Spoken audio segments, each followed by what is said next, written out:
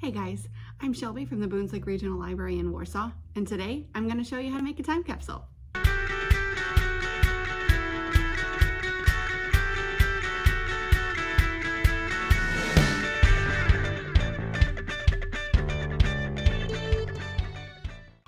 Here are some examples of what you can use to make your time capsule out of. This one is a cereal box. This one was made out of a coffee can. And this was an oatmeal container. So you can pretty much use any cardboard or plastic container to put your time capsule items in. Just remember that if you bury it outside, you'll probably want a plastic container so that it stands up to the weather. Now your next step is to decorate your time capsule. For this one, I printed some things out on the computer, cut them out, and then glued them to my box. I used construction paper underneath to give it some color. You can use whatever you'd like to decorate with. You can use pens and pencils, crayons, markers, whatever you'd like. You can even use some wrapping paper and cover up your box if you'd like to, or your container, or whatever you're gonna use. Okay, so the best part about making a time capsule is deciding what to put in it. And this time capsule isn't supposed to be open for 10 years. So you'll wanna think about what you would wanna see 10 years from now.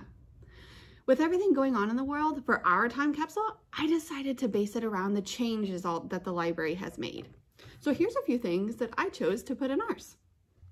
So the first thing I did was take some pictures of the layout of the library.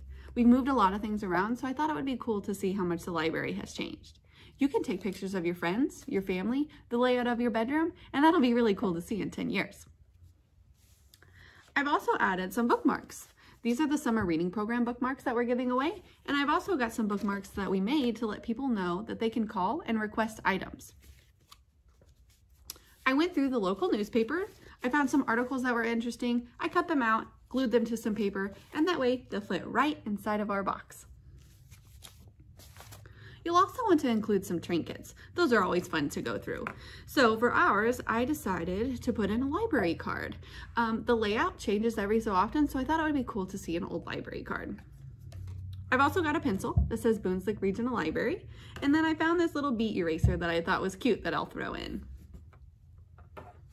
Now lists are a great thing to make for your time capsule. You can make lists of your favorite books, your favorite music, your favorite movies, anything like that would be cool to see 10 years from now.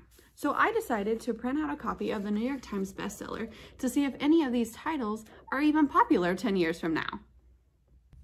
Now the last thing that I put in our time capsule is a letter. I decided to write a letter to the future librarians of this branch to let them know what the library was like at this time. It talks about all the different policies that we've changed, all the summer reading program activities that we've got going on, and also who works here at this time. So if you want to write a letter to your future self, you can include things like your daily schedule, or what grade you're going into, or what teacher you have, things like that, or anything you think you would like to read about yourself 10 years from now. So as you can see, there's so many different things that you can put in your time capsule. You can write letters to other people if you want. If you have a journal, you can put a journal entry in there, and receipts are really cool to put in there as well.